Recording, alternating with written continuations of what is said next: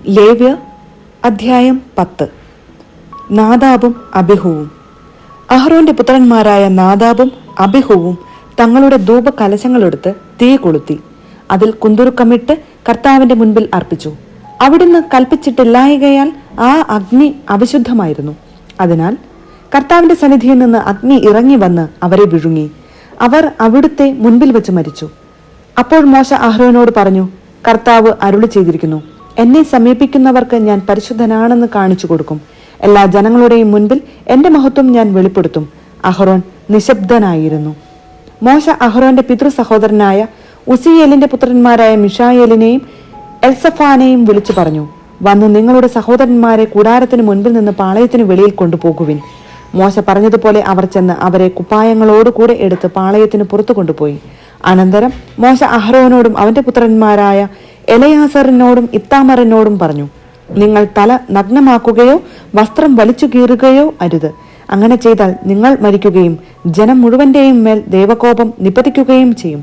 എന്നാൽ ഇസ്രായേൽ ഭവനം മുഴുവനിലുമുള്ള നിങ്ങളുടെ സഹോദരർ കർത്താവയച്ച അഗ്നിയെക്കുറിച്ച് വിലപിച്ചു കൊള്ളട്ടെ. കർത്താവിന്റെ അഭിഷേക തൈലം നിങ്ങളുടെ മേൽ ഉള്ളതിനാൽ നിങ്ങൾ സമാഗമ കൂടാരത്തിന്റെ വാതിൽ വിട്ട് പുറത്തു പോകരുത്. പോയാൽ നിങ്ങൾ മരിക്കും. അവർ മോശയുടെ വാക്കനുസരിച്ച് പ്രവർത്തിച്ചു. പുരോഹിതർക്ക് നിയമങ്ങൾ. കർത്താവ് അഹ്റോനോട് പറഞ്ഞു, നീയും പുത്രന്മാരും സമാഗമ കൂടാരത്തിലേക്ക് പോകുമ്പോൾ വീഞ്ഞോ ലഹരി സാധനങ്ങളോ കുടിക്കരുത്. കുടിച്ചാൽ നിങ്ങൾ മരിക്കും. ഇത് നിങ്ങൾക്ക് തലമുറ തോറും ശാശ്വതമായ നിയമമായിരിക്കും. വിശുദ്ധവും അവിശുദ്ധവും ശുദ്ധവും അശുദ്ധവും നിങ്ങൾ വേർതിരിച്ചറിയണം. കർത്താവ് മോശ വഴി കൽപ്പിച്ചിട്ടുള്ളവയെല്ലാം അനുഷ്ഠിക്കാൻ നിങ്ങൾ ഇസ്രായേൽ ജനത്തെ പഠിപ്പിക്കുകയും വേണം. മോശ അഹ്റോനോടും അവന്റെ ശേഷിച്ച 2 മക്കളായ എലയാസറിനോടും ഇത്താമറിനോടും പറഞ്ഞു, കർത്താവിന് സമർപ്പിച്ച ധാന്യബലിയിൽ നിന്ന് അഗ്നിയിൽ ദഹിപ്പിച്ചതിന് ശേഷമുള്ള ഭാഗമെടുത്ത് ബലിപീഠത്തിന് സമീപം വെച്ച് പുളിപ്പ് ചേർക്കാതെ ഭക്ഷിക്കുക. എന്തെന്നാൽ അത് അതിവിശുദ്ധമാണ്. നിങ്ങൾ അത് വിശുദ്ധ സ്ഥലത്ത് വെച്ച് ഭക്ഷിക്കണം. കാരണം അത് കർത്താവിന്റെ ദഹനബലികളിൽ നിന്ന് നിനക്കും നിന്റെ പുത്രന്മാർക്കും ഉള്ള അവകാശമാണ്. ഇങ്ങനെയാണ് എന്നോട് കൽപ്പിച്ചിരിക്കുന്നത്. എന്നാൽ നീരാജനം ചെയ്ത നെഞ്ചും കാഴ്ചവെച്ച കുറകും ശുദ്ധിയുള്ള ഏതെങ്കിലും സ്ഥലത്ത് വെച്ച് നീയും നിന്റെ പുത്രന്മാരും പുത്രികളും ഭക്ഷിച്ചുകൊള്ളുവിൻ. ഇസ്രായേൽ ജനത്തിന്റെ സമാധാന ബലികളിൽ നിന്ന് നിനക്കും നിന്റെ സന്തതികൾക്കുമുള്ള അവകാശമാണത്. അർപ്പിക്കാനുള്ള കുറകും നീരാജനം ചെയ്യാനുള്ള നെഞ്ചും ദഹനബലിക്കുള്ള മേധസ്സോടും കൂടെ അവർ കർത്താവിന്റെ മുൻപിൽ നീരാജനം ചെയ്യാൻ കൊണ്ടുവരണം. കർത്താവ് കൽപ്പിച്ചിട്ടുള്ളതുപോലെ നിനക്കും നിന്റെ മക്കൾക്കും നിത്യമായി നൽകിയിരിക്കുന്ന അവകാശമാണത്. അനന്തരം മോശ പാപ പരിഹാര ബലിക്കുള്ള കോലാടിനെ അന്വേഷിച്ചപ്പോൾ അത് ദഹിപ്പിക്കപ്പെട്ടിരിക്കുന്നതായി കണ്ടു. അവൻ അഹ്റോന്റെ ശേഷിച്ച പുത്രന്മാരായ എലയാസറിനോടും ഇത്താമറിനോടും കോപത്തോടെ പറഞ്ഞു, നിങ്ങൾ എന്തുകൊണ്ട് പാപ പരിഹാര ബലി വിശുദ്ധ സ്ഥലത്ത് വെച്ച് ഭക്ഷിച്ചില്ല? അത് അതിവിശുദ്ധവും സമൂഹത്തിന്റെ കുറ്റം വഹിക്കാനും കർത്താവിന്റെ മുൻപിൽ അവർക്ക് വേണ്ടി പരിഹാരം അനുഷ്ഠിക്കാനും ആയി നിങ്ങൾക്ക് തന്നിരുന്നതുമാണല്ലോ. അതിന്റെ രക്തം നിങ്ങൾ കൂടാരത്തിനകത്തു കൊണ്ടുവന്നില്ല. ഞാൻ നിങ്ങളോട് കൽപ്പിച്ചിരുന്നതുപോലെ നിങ്ങൾ അത് വിശുദ്ധ സ്ഥലത്ത് വെച്ച് തന്നെ ഭക്ഷിക്കേണ്ടതായിരുന്നു. അപ്പോൾ അഹ്റോൻ മോശയോട് പറഞ്ഞു, ഇതാ ഇന്ന് അവർ തങ്ങളുടെ ദഹനബലിയും പാപപരിഹാര ബലിയും കർത്താവിന്റെ സന്നിധിയിൽ അർപ്പിച്ചിരിക്കുന്നു. എന്നിട്ടും ഇവയൊക്കെ എനിക്ക് സംഭവിച്ചു. ഞാൻ ഇന്ന് പാപപരിഹാര ബലി ഭക്ഷിച്ചിരുന്നുവെങ്കിൽ കർത്താവിന്റെ ദൃഷ്ടിയിൽ അത് സ്വീകാര്യമാകുമായിരുന്നു. അത് കേട്ടപ്പോൾ മോശയ്ക്ക് തൃപ്തിയായി. ലേവ്യർ അധ്യായം 11. ശുദ്ധവും അശുദ്ധവുമായ ജീവികൾ. കർത്താവ് മോശയോടും അഹ്റോനോടും അരുളി ചെയ്തു, ഇസ്രായേൽ ജനത്തോട് പറയുക, ഭൂമുഖത്തെ മൃഗങ്ങളിൽ നിങ്ങൾക്ക് ഭക്ഷിക്കാവുന്നവ ഇവയാണ്. പാദം വിഭജിച്ചിരിക്കുന്നതും ഇരട്ടക്കുളമ്പുള്ളതും അയവിറക്കുന്നതുമായ മൃഗങ്ങളെ നിങ്ങൾക്ക് ഭക്ഷിക്കാം. എന്നാൽ അയവിറക്കുന്നതോ ഇരട്ടക്കുളമ്പുള്ളതോ ആയ മൃഗങ്ങളിൽ ഇവയെ നിങ്ങൾ ഭക്ഷിക്കരുത്. ഒട്ടകം അയവിറക്കുന്നതെങ്കിലും അത് ഇരട്ടക്കുളമ്പുള്ളതല്ല, അത് നിങ്ങൾക്ക് അശുദ്ധമാണ്. കുഴിമുയൽ അയവിറക്കുന്നതെങ്കിലും അത് ഇരട്ടക്കുളമ്പുള്ളതല്ല, അത് നിങ്ങൾക്ക് അശുദ്ധമാണ്. മുയൽ അയവിറക്കുന്നതെങ്കിലും അത് ഇരട്ടക്കുളമ്പുള്ളതല്ല, അത് നിങ്ങൾക്ക് അശുദ്ധമാണ്.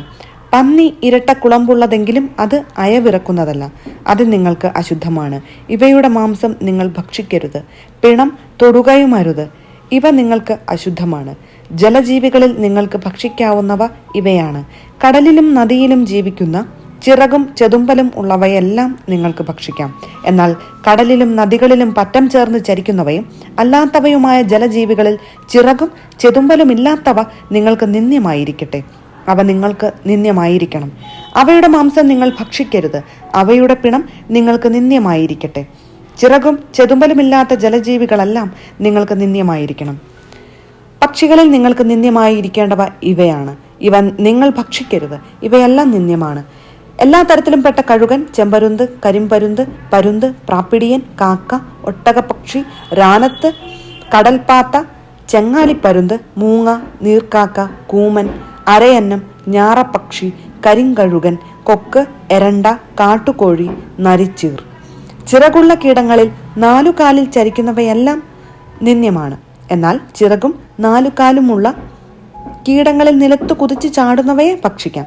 അവയിൽ വെട്ടുകിളി, പച്ചക്കുതിര, വണ്ട്, വിട്ടിൽ ഇവയുടെ എല്ലാ വർഗങ്ങളും നിങ്ങൾക്ക് ഭക്ഷിക്കാം.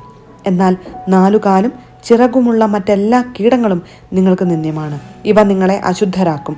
ഇവയുടെ പിണം സ്പർശിക്കുന്നവൻ വൈകുന്നേരം വരെ അശുദ്ധനായിരിക്കും. ഇവയുടെ പിണം വഹിക്കുന്നവൻ തൻ്റെ വസ്ത്രം കഴുകട്ടെ. അവൻ വൈകുന്നേരം വരെ അശുദ്ധനായിരിക്കും. പാദം വിഭക്തമെങ്കിലും ഇരട്ട കുളമ്പില്ലാത്തതും അയവിറക്കാത്തതുമായ സകല മൃഗങ്ങളും നിങ്ങൾക്ക് അശുദ്ധമാണ്. അവയെ സ്പർശിക്കുന്നവരും അശുദ്ധരായിരിക്കും.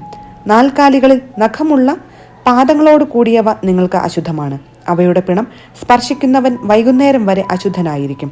അവയുടെ പിണം വഹിക്കുന്നവൻ തൻ്റെ വസ്ത്രം കഴുകണം. വൈകുന്നേരം വരെ അവൻ അശുദ്ധനായിരിക്കും. അവ നിങ്ങൾക്ക് അശുദ്ധമാണ്. ഭൂമിയിലെ ഇഴജന്തുക്കളിൽ നിങ്ങൾക്ക് അശുദ്ധമായവ കീരി, എലി, വിവിധ തരം ഉടുമ്പുകൾ, പല്ലി, ചുമർ പല്ലി, മണൽ പല്ലി, അരണ, ഓന്ത് എന്നിവയാണ്. ഇഴജന്തുക്കളിൽ അശുദ്ധമായ ഇവയുടെ പിണം സ്പർശിക്കുന്നവൻ വൈകുന്നേരം വരെ അശുദ്ധനായിരിക്കും. ഇവയുടെ പിണം ഏതെങ്കിലും വസ്തുവിന്മേൽ വീണാൽ അതും അശുദ്ധമാകും. അത് മരം കൊണ്ടുണ്ടാക്കിയ ഉപകരണമോ വസ്ത്രമോ തോലോ ചാക്കോ ഉപയോഗയോഗ്യമായ ഏതെങ്കിലും പാത്രമോ ആകട്ടെ, അത് വെള്ളത്തിലിടണം. വൈകുന്നേരം വരെ അത് അശുദ്ധമായിരിക്കും. അനന്തരം ശുദ്ധമാകും. പിണം മൺപാത്രത്തിൽ വീണാൽ അതിലുള്ളവയും അശുദ്ധമായി തീരും. അത് ഉടച്ചുകളയണം. അതിലെ വെള്ളം ഏതെങ്കിലും ഭക്ഷണ പദാർത്ഥത്തിൽ വീണാൽ അത് അശുദ്ധമാകും. അതിലുള്ള ഏതു പാനീയവും അശുദ്ധമായിരിക്കും. പിണത്തിന്റെ അംശം എന്തിലെങ്കിലും വീണാൽ അത് അശുദ്ധമാകും. അടുപ്പോ അഗ്നി കലശമോ ആകട്ടെ, അത് ഉടച്ചു കളയണം. അത് അശുദ്ധമാണ്. അശുദ്ധമായി നിങ്ങൾ കരുതുകയും വേണം. പിണം സ്പർശിക്കുന്ന എന്തും അശുദ്ധമാകുമെങ്കിലും ജലസമൃദ്ധമായ അരുവികൾക്കും ഉറവകൾക്കും അത് ബാധകമല്ല. വിതയ്ക്കാനുള്ള വിത്തിൽ പിണത്തിന്റെ അംശം വീണാലും അത് ശുദ്ധമായിരിക്കും. എന്നാൽ നനച്ച വിത്തിൽ പിണത്തിന്റെ അംശം വീണാൽ അത് നിങ്ങൾക്ക് അശുദ്ധമായിരിക്കും. മൃഗം നിങ്ങൾക്ക് ഭക്ഷിക്കാവുന്നതാണെങ്കിലും ചത്തുപോയാൽ അതിന്റെ പിണം സ്പർശിക്കുന്നവൻ വൈകുന്നേരം വരെ അശുദ്ധനായിരിക്കും. അതിന്റെ മാംസം ഭക്ഷിക്കുന്നവൻ തന്റെ വസ്ത്രം കഴുകണം. അവൻ വൈകുന്നേരം വരെ അശുദ്ധനായിരിക്കും. അത് വഹിക്കുന്നവനും തന്റെ വസ്ത്രം കഴുകണം. അവനും വൈകുന്നേരം വരെ അശുദ്ധനായിരിക്കും. ഇഴജന്തുക്കളെല്ലാം നിന്ദ്യമാണ്. അവയെ ഭക്ഷിക്കരുത്.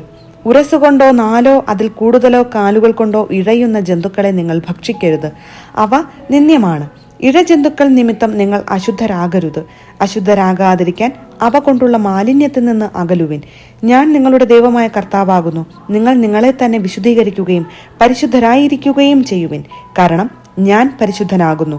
ഭൂമിയിലെ ഇഴജന്തുക്കൾ നിമിത്തം നിങ്ങൾ മലിനരാകരുത്. നിങ്ങളുടെ ദൈവമായിരിക്കേണ്ടതിന് ഈജിപ്തിൽ നിന്ന് നിങ്ങളെ ആനയിച്ച കർത്താവ് ഞാനാകുന്നു. നിങ്ങൾ പരിശുദ്ധരായിരിക്കുവിൻ, എന്തെന്നാൽ ഞാൻ പരിശുദ്ധനാണ്.